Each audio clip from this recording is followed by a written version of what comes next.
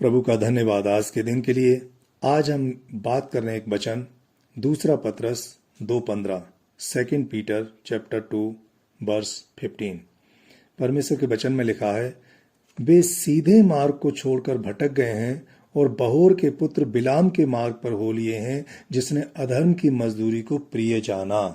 परमेश्वर बात कर रहे हैं अधर्म की मजदूरी, वेजेस ऑफ इनइक्विटी, यानी वो कमाई जो गलत तरीके से की गई हो, जो अनैतिक हो, दूसरों के हितों की अनदेखी करके कमाई गई हो, अन्याय से कमाई गई हो, जिसमें अत्याचार शामिल हो, चाहे वो रिश्वत के द्वारा हो, चोरी के द्वारा हो, किसी की हत्या करके कमाई गई हो, यानी गलत तरीकों से कमाया हुआ पैसा। परमेश्वर कह रहा है, ये जो तुमने कमाया है, ये जो तुम्हारी मजदूरी है, ये अधर्म के द्वारा तुमने प्राप्त की है, गलत तरीके से प्राप्त की है। ये परमेश्वर को भाने वाली चीज नहीं है। किसी भी हाल में तुम्हें इस मार्ग पर नहीं चलना है। किसी भी हालत में तुमने इस तरह के काम नहीं करने हैं। इस तरह की इनकम तुम्हारी जिंदगी में परमेश्वर को किसी भी हालत में मंजूर नहीं।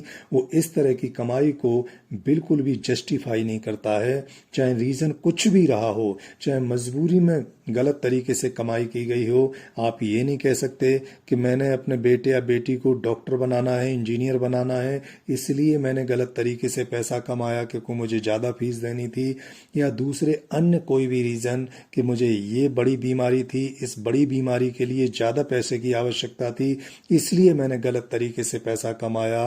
कोई भी जस्टिफिकेशन नहीं है। परमेश्वर गलत को सही नहीं मान सकता, रीजन चाहे जो भी हो। और ऐसी जो इनकम है उसका कोई भी शुद्धिकरण नहीं है, प्योरिफिकेशन नहीं हो सकता उसका।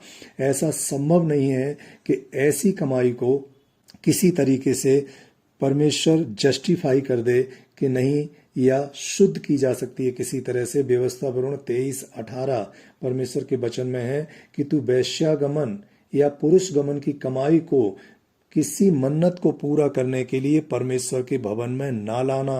यानी परमेश्वर ने कहा है कि गलत तरीके से कमाया हुआ पैसा, गलत तरीके से आया हुआ पैसा किसी भी तरह से तुम परमेश्वर के भवन में मत लाना। कुछ लोग ऐसा करते हैं कि गलत तरीके से कमाए हुए पैसे का कुछ अंश परमेश्वर को अर्पण कर देते हैं। प्रभु मना करता है कि मुझे तुम्हारी इस तरह की कमाई का कोई भी अंश मंजूर नहीं। लुक्का 3:13 में परमेश्वर का एक वचन है कि जो टैक्स कलेक्टर थे, महसूल लेने वाले, उन्होंने प्रभु यीशु से पूछा कि हे रब्बी, हम क्या करें? तो प्रभु ने आंसर दिया था कि जो तुम्हारे लिए ठहराया गया है उससे अधिक ना लेना। और पुलिस वालों ने पूछा, सिपाहियों ने पूछा कि परमेश्वर हम क्या करें? उनके लिए प्रभु ने कहा कि किसी पर उपद्रव न करना, न झूठा दोष लगाना और अपने वेतन पर संतोष करना। दोनों के लिए प्रभु ने कहा कि महसूल लेने वालों के लिए कि जो तुम्हारे लिए ठहरा दिया गया है, यानी गवर्नमेंट ने जो तुम्हारे लिए ठहराया है कि जो तुम्हें जितना भाग तुमने लेना है उतना ही लेना है, तुम उससे ज्यादा किसी से मत लेना। किसी से जबरदस्ती अधिक और किसी से कम इस तरह का बिहेवियर मत करना। यदि नदी आदि से बालू या रेत निकालने का ठेका है तो परमेश्वर कह रहा है ऐसे लोगों को कि जो तुम्हें गवर्नमेंट ने ठहरा दिया है कि एक ट्रॉली से 100 रुपए लेने हैं, एक ट्रैक्टर से इतना लेना है, एक ट्रक से इतना लेना है, प्रभु कहता है उतना ही लेना। तुम उसमें गड़बड़ी मत करना, ज्यादा मत लेना। जो ठहरा दिया गवर्नमेंट ने वही लेना है। इसीलिए दूसरी भाग में परमेश्वर कहता है पुलिस वालों के लिए, सिपाहियों के लिए कि तुम किसी पर उपद्रव ना करना। यानी एक ऐसी पोस्ट है जिसमें समाज को कंट्रोल करने के लिए उन्हें बहुत सारे अधिकार मिले हुए हैं। तो प्रभु कहता है कि तुम अपने अधिकारों का गलत इस्तेमाल मत करना, बेमतलब किसी को परेशान मत करना और किसी पे दोष मत लगाना। प्रभु कहता है कि यदि अपराध किसी ने किया है तो उसी पर दोष लगाना। यदि कोई निर्दोष है, उसने कुछ नहीं किया है, तो उस पर झूठा मुकदमा मत लगाना, झूठे केस में उसको मत फंसाना। यानी दोषी को तुम कभी निर्दोष मत ठहराना और जो निर्दोष है उसको कभी दोषी मत ठहराना। और प्रभु कहता है कि अपने वेतन पर भरोसा रखना। प्रभु ने जितना ठहराया है, तुम जिस पोस्ट पर हो उस सर्विस में तुम्हें जितना भी सैलरी दी जाती है, जितना भी पेमेंट आपको मिलता है, वो आपके लिए काफ़ी, आपके परिवार के लिए प्रभु कहता है कि उसमें आप संतोष रखें, जबरदस्ती इसको बढ़ाने की कोशिश ना करें।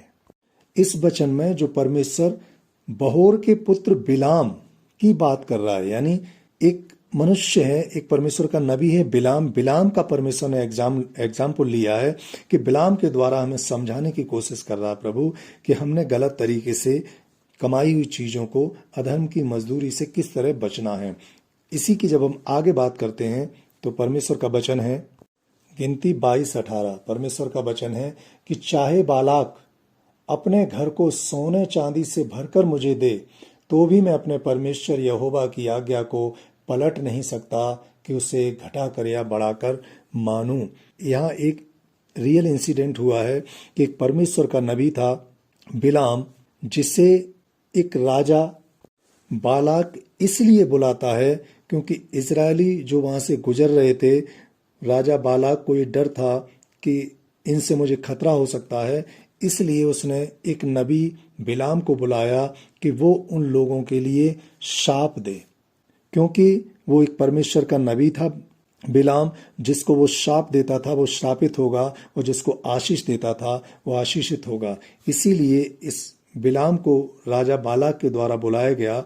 और तब ये जो परमेश्वर का नबी था, किसी भी हालत में परमेश्वर के लोग इजरायलियों को शाप नहीं देना चाहता था, इसलिए उसने कहा था कि ये राजा बालाक का जब मैसेज पहुंचा तो उसने कहा कि चाहे राजा बालाक अपने पूरे घर को सोने चांदी से भर के भी दे दे, तब भी मैं परमेश्वर के विरुद्ध कोई काम नहीं करूंगा।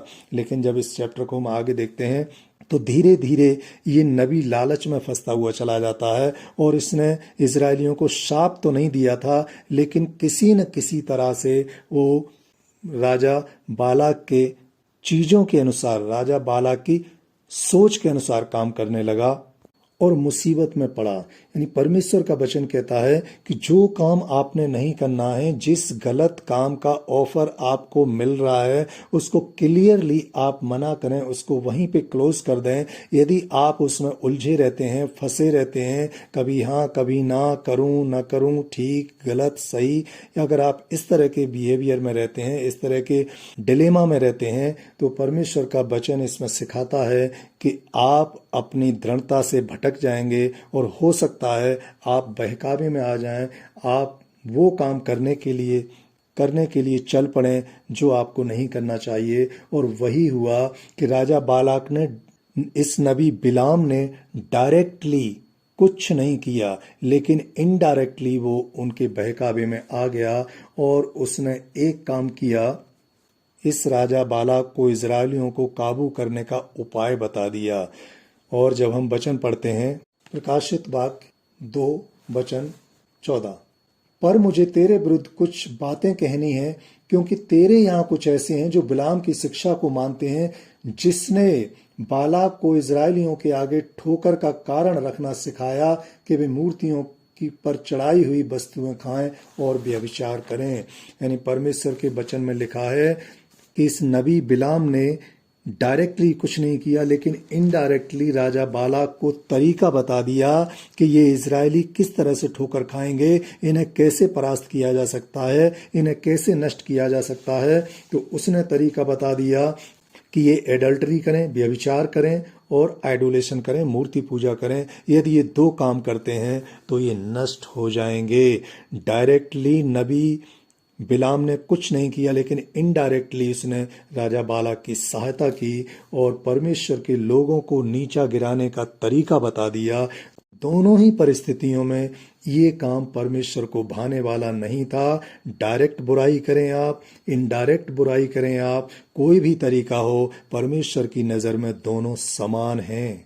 चाहे आप दोस्ती के कारण बुराई का साथ दे रहे हैं, रिश्तेदारी के कारण बुराई का साथ दे रहे हैं, पैसे के लालच में बुराई का साथ दे रहे हैं, पड़ोसी से अपने अच्छे रिश्ते रखने के लिए बुराई का साथ दे रहे हैं, डायरेक्ट बुराई कर रहे हैं, इनडायरेक्ट आप बुरा काम कर रहे हैं, परमेश्वर की नज़र में इसका कोई मायने नहीं है। परमेश्वर की नज़र में आपने बुरा किया है और बुराई का परमेश्वर आपको दंड देता है, अधर्म की मजदूरी का परमेश्वर दंड देता है। तो चाहे पैसे का लालच हो, सम्मान पाने की इच्छा हो, मजबूरी में किया गया हो, रीजन कुछ भी हो, जैसा बोओगे वैसा काटोगे, परमेश्वर के वचन में लिखा है। हाँ, एक एक्सेप्शन है, एक छूट परमेश्वर ने दी है। यदि गन पॉइंट पर कोई आपसे गलत काम कराता है, वहां पर गुंजाइश हो सकती है कि प्रभु आपकी मजबूरी को समझे। और जब हम निर्गमन 32-35 वचन देखते हैं, उसमें लिखा है, अतः यहोवा ने उन लोगों पर विपत्ति डाली क्योंकि हारून के बनाए हुए बछड़े को उन्हीं ने बनवाया था। यानी इजराइलियों ने एक पोजीशन ऐसी आ गई थी कि मोसेस सिय्योन पर्वत पर था, परमेश्वर की उपस्थिति में था। इजराइलियों ने सोच लिया कि मोसेस पता नहीं अब हमारे बीच में है या नहीं है, तो उन्होंने अपने ग्रुप को लीड करने के लिए एक माध्यम बनाना चाहा था कि कोई तो हो, हमें हमारी अगुवाई करे, हमें आगे लेके जाए। तो उन्होंने सोने का बछड़ा बनाया था।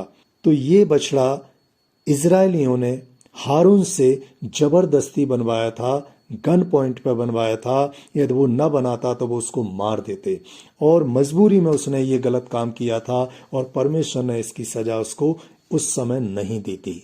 लुक्का 16:10 परमेश्वर का वचन है कि जो थोड़े से थोड़े में सच्चा है वो बहुत में भी सच्चा है। यानी परमेश्वर कहते हैं कि जो मनुष्य थोड़े में धर्मी ठहरेगा, जो थोड़े में ईमानदार होगा, वो बहुत में भी ईमानदार होगा। इसलिए परमेश्वर उसको बढ़ाएगा और बहुत देगा, क्योंकि वो ईमानदार है, क्योंकि उसकी ईमानदारी को परमेश्वर ने जांच लिया है और परख लिया है। परमेश्वर हमसे चाहता है कि हम मेहनत करें, अपनी मेहनत की कमाई खाएं, ईमानदारी की कमाई खाएं। परमेश्वर ये नहीं चाहते कि हम चारपाई पे पड़े रहें, परमेश्वर देता रहेगा, हम खाते रहेंगे। बिल्कुल भी उसको मंजूर नहीं है। हम देखते हैं जब मत्ती 25 और उसका वचन 14 कि एक स्वामी है और उसके 3 नौकर हैं। बाहर जाते हुए, विदेश जाते हुए स्वामी ने अपने 3 सेवकों को कुछ तोड़े दिए, यानी रुपए मान सकते हैं आज के दौर में, कि एक को उसने 5 रुपए दिए, दूसरे को 2 रुपए और तीसरे को 1 रुपया दिया। और जब वो लौट के आया तो वो उम्मीद कर रहा था कि मैंने अपने सेवकों को जो पैसे दिए हैं वो उन पैसों से कमाई करें और उसको बढ़ाएं। और जब वो वापस आया तो पहले सेवक ने उसे 5 की बजाय 10 रुपए दिए, दूसरे ने 2 रुपए से 2 और कमाए उसे 4 रुपए दिए, और तीसरे ने जो 1 रुपया था उसका वैसे ही सुरक्षित रखा था और वापस कर दिया उसे कि मैंने इसमें से कुछ नहीं किया, मुझे डर था कहीं ये कुछ गड़बड़ी ना हो जाए और इसका लॉस ना हो जाए। जब पूरी घटना को हम पढ़ते हैं तो लिखा है, पहले से वो बहुत ज्यादा प्रसन्न हुआ, दूसरे से प्रसन्न हुआ और तीसरे से नाराज हुआ, क्योंकि अपने पैसे का उसने सदुपयोग नहीं किया था। पैसे को एक जगह रखा रहा और उसने यूजलेस करके रखा। इसलिए प्रभु चाहते हैं, परमेश्वर का वचन हमें सिखाता है कि हम कमाई करें, हम आगे बढ़ें, मेहनत से कमाएं। प्रभु की इच्छा है कि हम मेहनत करें, ईमानदारी के साथ कमाएं। छल कपट की कमाई परमेश्वर को नहीं मंजूर है। प्रभु यीशु मसीह के चेलों में से एक चेला था यहूदा इस्करियोती। हम इस चेले के बारे में जानते हैं कि इसने यीशु को पकड़वा दिया था शास्त्रियों, फरीसियों और याजकों के हाथों। यहूदा इस्करियोती ने इन प्रधान याजकों के साथ, धर्म के ठेकेदारों के साथ या अंधविश्वास फैलाने वालों के साथ एक कॉन्टेक्ट किया कि यदि मैं यीशु को पकड़वा दूं तो तुम क्या करोगे। याजकों ने कहा कि हम 30 चांदी के सिक्के देंगे तुझे यदि तू यीशु को हमारे हाथों पकड़वाता है। और इसने ये सौदा किया और यीशु को 30 चांदी के सिक्कों के बदले में इसने पकड़वा दिया। और जब यहूदा को लगा कि ये मैंने गलत किया है, प्रधान याजकों ने उन सिक्कों को लेकर कहा, इन्हें भंडार में रखना उचित नहीं, क्योंकि ये लहू का दाम है।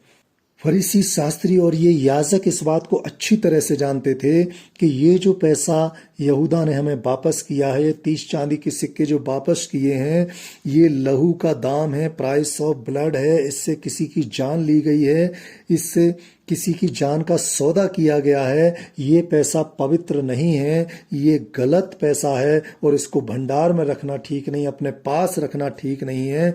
इसीलिए उस पैसे को वो अपने पास नहीं रखना चाहते थे, वो इस पैसे को वापस नहीं लेना चाहते थे। लेकिन क्योंकि यहूदा वापस फेंक के चला गया था इनके पास, इसलिए पास रखना मजबूरी थी। अब क्या करें? तो उन्होंने अपने भंडारों में नहीं रखा, अपने पास नहीं रखा, एक ऐसे ही खेत खरीद दिया ताकि उसमें मुर्दे जलाए जाएं, किसी और काम के लिए यूज किया जाए। ये उनकी सोच थी, ये याजकों की सोच थी कि जो गलत तरीके का पैसा है, यदि वो भंडार में रखा जाएगा तो हमारे लिए नुकसान करेगा और दूसरी जगह जाएगा तो नुकसान नहीं करेगा। ये गलत सोच है। जो गलत काम किया है, गलत काम में शामिल रहे हैं, उसका पाप उस पर आना है। पैसा किधर गया उससे कोई फर्क नहीं पड़ता। और ये कैसे याजक हैं, ये कैसे परमेश्वर के भक्त थे, कैसे परमेश्वर के आराधक थे, कैसे परमेश्वर के आराधनालय में दूसरों के लिए प्रार्थनाएं करते थे, जो किसी को मारने की सुपारी दे रहे हैं। आज भी बहुत सारे धार्मिकता के ठेकेदार इसी तरह की सुपारियां देते हैं। जो किसी की जान का सौदा कर रहे हैं वो परमेश्वर के सेवक नहीं हो सकते। जहां पे इस तरह की नीतियां बनाई जा रही हैं वो परमेश्वर का भवन नहीं हो सकता। यहूदा ने जो किया उसका फल उसे मिला, उसने फांसी लगा के वो मर गया और नरक चला गया। इन शास्त्रियों और फरीसियों ने जो किया है वो अपना दंड उठाएंगे, वो नरक में डाल दिए जाएंगे, क्योंकि कोई भी पापी परमेश्वर के राज्य में प्रवेश नहीं करेगा। इसीलिए प्रभु हमें वार्न करता है, हमें चेतावनी देता है कि अधर्म की मजदूरी पर आप भरोसा न रखें। आपके लिए जो ठहराया गया है, परमेश्वर ने आपको जो दिया है, आप थोड़े में संतोष करें, ज्यादा प्राप्त करने की कोशिश करें। अपनी मेहनत से, प्रार्थनाओं के द्वारा परमेश्वर से मांगें। प्रभु ने कहा है कि मांगो तो तुम्हें दिया जाएगा, ढूंढो तो तुम पाओगे, और खटखटाओ तो तुम्हारे लिए खोला जाएगा। वो स्वर्ग के राज्य का द्वार खोल देता है। वो कहता है मैं अपनी आशीषें तुम पर उड़ेलूंगा, तुम मुझसे मांगो, मैं तुम्हारी जरूरतों को पूरा करूंगा। प्रभु का धन्यवाद आज के वचन के लिए।